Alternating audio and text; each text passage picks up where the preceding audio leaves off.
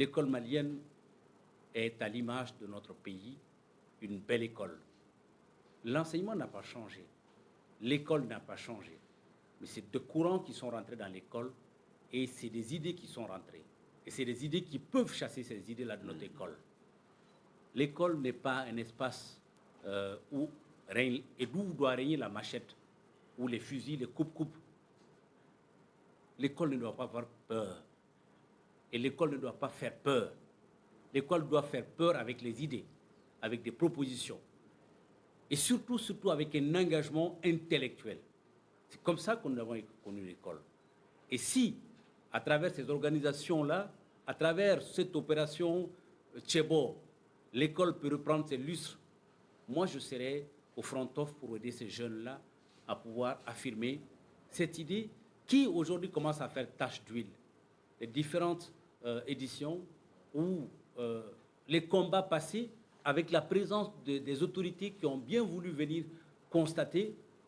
Personnellement, pour chacun m'ont dit, si c'est ça l'école malienne, on a l'espoir. Et je sais qu'avec le docteur Sempara et toute son jeune équipe ici présent, ça va aller.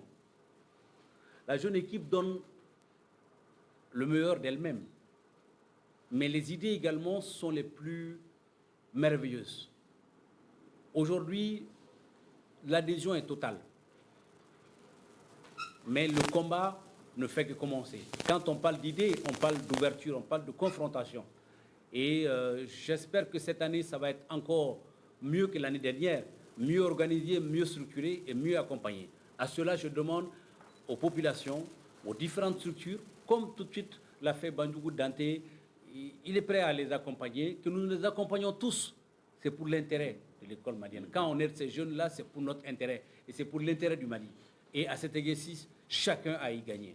Et très honnêtement, je suis heureux et content de faire partie de cette édition, encore une fois de plus. Merci d'avoir fait confiance et merci au président Dante de nous avoir accueillis et bonne chance pour cette édition. Merci. Merci, cher expert. Je le disais tantôt, messieurs, dames, chers confrères, consoeurs, bonsoir.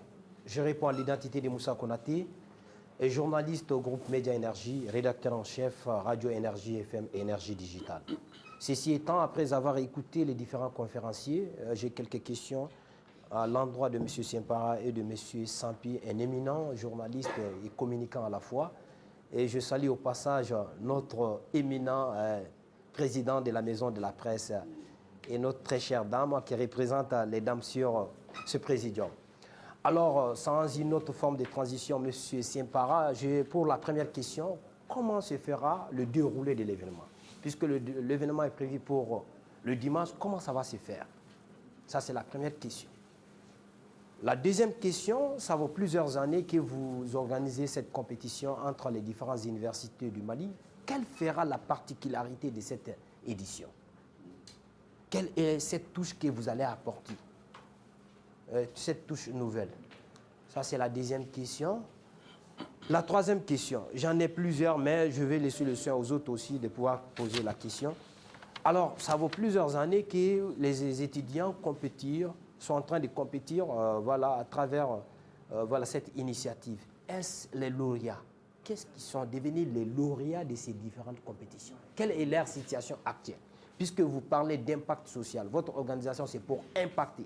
Est-ce que ces jeunes-là, juste après avoir reçu ce trophée, ont pu impacter quelque chose? Est-ce que vous avez pensé à ça? Voilà, vous avez dit que c'est la deuxième fois que vous êtes en train d'accompagner ces jeunes-là. Depuis votre venue, qu'est-ce que vous avez pu apporter? Parce que nous savons que l'année dernière, il y a eu plusieurs ministres qui ont effectué le déplacement. Et pour le parrainage, nous voyons le ministre Abdoul Kassim Fomba aussi, et le ministre invité d'honneur, le ministre de l'Enseignement supérieur. Voilà, ma question s'adresse à vous, si vous pouvez nous en donner plus de détails. Pourquoi vous avez accepté le parrainage? Est-ce que c'est grâce à vous que ces différentes personnalités sont venues? Merci. Merci, Monsieur Konaté, pour ces questions assez pertinentes. Et on sent qu'on est avec un chevronné du domaine. ce sont des questions assez pointues et qui vont à l'essence des choses. Maintenant, à ce qui concerne le déroulement de l'activité, nous avons un premier tour qui se fait en 7 matchs et ce sont des éliminations directes. Et après le premier tour, il y a les quarts de finale où on va recevoir 8 universités qui vont s'affronter et on se retrouve avec 4 équipes. Et après, on vient aux demi-finales. Et là, il y a 2 matchs, 2 universités seront éliminées. Et après, il y aura les finales, petites et grandes finales, pour classer le premier, deuxième et troisième. La deuxième question, ça c'est la particularité. Cette année, nous avons pensé à faire une innovation et cette innovation peut se réaliser avec l'appui de l'enseignement supérieur et les autres ministères dans la logique de produire des articles scientifiques. Et la production des articles scientifiques, souvent, c'est difficile pour ceux qui ont le master, même voire pour ceux qui sont détenteurs de doctorat. Et là, on rentre dans la scientificité des choses pour faire des enquêtes sur le terrain, mais préalablement, tous les écrits seront justifiés à partir de la littérature. Et la production d'articles est compliquée même que la rédaction d'un livre. Oui, parce que pour publier un article scientifique, il y a des comités de lecture, des professeurs de rang A qui vont lire le document avant d'accepter la publication. Ce n'est pas facile, mais nous espérons qu'avec l'appui de nos autorités, que nous pouvons arriver à ce niveau. La dernière question, la situation actuelle des participants. D'autres ont terminé, d'autres sont universitaires actuellement. Je vais commencer par le modérateur. Dans un premier temps, quand il a participé, il a eu une bourse d'études pour faire une licence gratuitement au niveau de l'EITG, l'École universitaire de gestion en finance comptabilité. Par la suite, il s'est imposé et il a eu une bourse au niveau de la faculté des sciences économiques et de gestion pour faire un master en audit et contrôle de gestion. Et là, il peut témoigner ça. En plus de ça, plusieurs étudiants de la faculté de droit public et la faculté des sciences administratives et politiques et la faculté de droit privé et certaines facultés ont aussi bénéficié d'un programme au niveau de la même université. Ce qui explique dans un premier temps son apport. Nous allons encore plus loin. Ceux qui ont participé à la première édition, la majeure partie de ceux qui sont au niveau du droit privé sont aujourd'hui des magistrats. Et ils font la fierté de nos universités. Et aujourd'hui, ils sont des magistrats. Et ce sont des gens qui ont montré leur valeur. Ce n'est pas une personne, ni 2 personnes, ni 3 personnes, ni 4 personnes. Et ce sont des universitaires qui font la fierté aujourd'hui de l'école malienne. Troisième chose, aujourd'hui, cette année, le jeune Salim Koulibaly, que vous connaissez, qui était mon adjoint à la création de l'organisation, est aujourd'hui admis au concours de la fonction publique ENA, major de sa promotion, rubrique inspecteur des questions économiques. Donc, rien qu'en se limitant à ces points, on voit véritablement l'apport de ces activités. Et même lors de ces concours aujourd'hui, il faut passer d'abord par la première phase qui est la culture générale. Ces débats permettent aux jeunes universitaires d'avoir une culture générale afin d'avoir un bon style rédactionnel lors de la première phase. Donc, je pense que l'activité montre de plus en plus ses apports. Certes, ce sont des jeunes universitaires qui sont venus avec des valeurs, mais à travers ces activités, ils gagnent plus de confiance et ils vont à la recherche et ils font des propositions concrètes. Et moi, je suis sûr que si nous continuons dans cette suite logique, il y aura une véritable révolution au niveau de l'enseignement supérieur et de la recherche scientifique.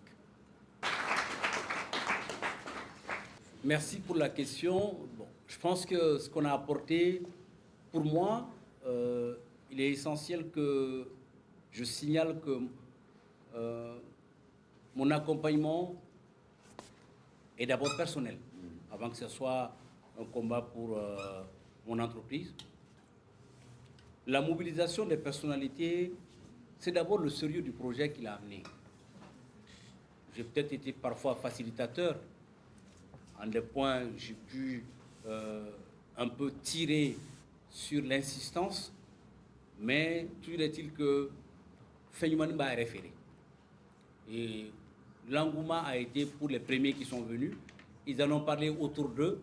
Et tous les décideurs, ministres, autres qui sont arrivés parce qu'ils ont une belle réputation de cette opération. Alors, si j'ai pu contribuer à faire la facilitation en des points, tant mieux. Mais je dis, franchement, c'est un combat personnel.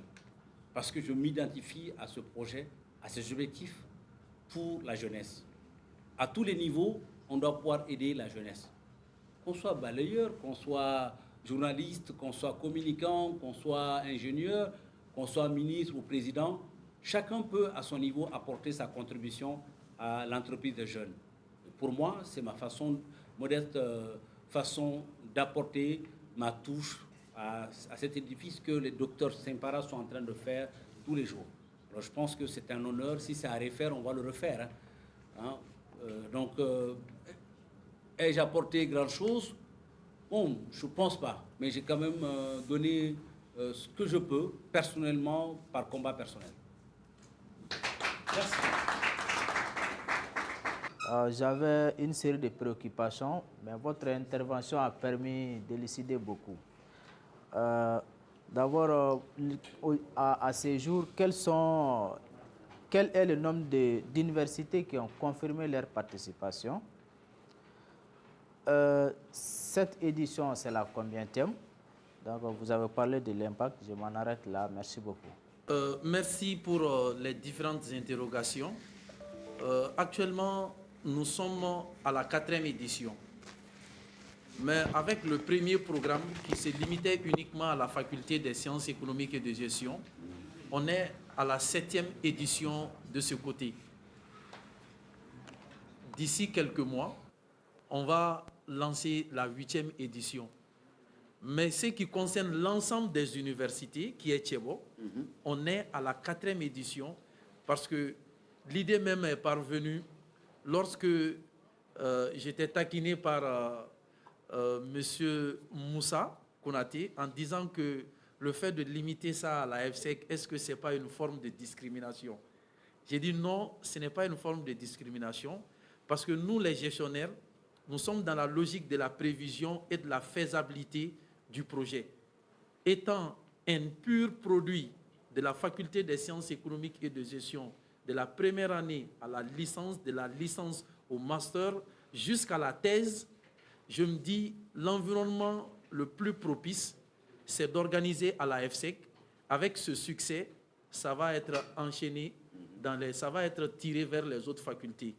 Et Dieu faisant bien les choses, les autres collègues de nos secrétaires, de notre secrétaire principal, appelaient en disant pourquoi on se limite uniquement à la FSEG. Et c'est ce qui a facilité davantage l'implication des autres facultés et les autres grandes écoles. Aujourd'hui, nous avons 14 structures d'enseignement publiques et privées qui ont candidaté. Il y a la faculté de droit public, il y a la FDPRI, faculté de droit privé, il y a EITG, il y a FST, il y a FSEG, il y a l'école de journalisme, il y a l'ENI ABT, il y a la faculté des lettres et des sciences de l'éducation, de langage plutôt, il y a la faculté de médecine et d'odontostomatologie et de la pharmacie, il y a l'Institut national de formation en sciences de santé, il y a la faculté des sciences administratives et politiques, il y a ISTAG, il y a la faculté d'histoire-géo et il y a l'UG. Depuis le démarrage de ce programme, on a formé des milliers de jeunes à travers ce programme de formation. Donc, c'était les petites réponses que je pouvais apporter par rapport à vos interrogations. Merci beaucoup, cher aîné, Dr Sempara, chers confrères, chers étudiants. Vraiment, la Maison de la Presse est toujours disposée à accompagner l'excellence. Vous venez de lancer les activités de cette édition. Nous souhaitons que le plus grand nombre d'écoles d'universités participent et que le meilleur gagne. Et nous vous réitérons également notre reconnaissance par rapport que vous soyez venus ici et considérez la Maison de la Presse comme étant votre maison, le lieu du savoir, le lieu de la liberté, le lieu des échanges. Et on souhaite plein succès à cette édition tout en priant Dieu pour que de grandes opportunités soient obtenues et que le tout se fasse dans la paix, dans l'entente et dans la compréhension mutuelle. Merci. Merci, merci. Merci, Président. Merci. Bonsoir à tous. Moi, c'est Awa Traoré, étudiante en 4e année à la faculté de médecine et de l'odontostomatologie de Bamako. Le Tchèbo universitaire est une belle initiative. C'est une belle initiative. Ça nous permet de nous exprimer et de montrer aux autorités et les opinions sur les questions d'actualité. Ça nous permet aussi de sortir de notre zone de confort et de faire face à des problèmes. Le message que j'ai à leur égard, c'est seulement nous allons remporter. Nous allons remporter, nous allons les battre. Nous avons la capacité et le bagage intellectuel, comme l'a si bien dit mon collègue. Et c'est le 5e thème. Est-ce que les résultats précédents des concours de la fonction publique sont-ils des sources d'espoir pour les jeunes diplômés sans emploi? Et nous disons oui aussi. Et nous allons le prouver par A plus B que ça c'est vrai. Non, effectivement, nous avons l'ambition, moi et mes coéquipiers, de 3. Oui, oui. Vous pouvez citer leur nom? Oui, notamment Fousseini Diara, Aoussat aussi, et sont tous 2 étudiants en communication à l'École supérieure de journalisme et des sciences de la communication. Et nous comptons gagner ce débat. Nous avons le bagage intellectuel, nous avons les compétences et nous ne comptons pas nous arrêter là seulement. Voilà. Oui, nous venons de loin et nous n'allons pas partir comme ça. Voilà.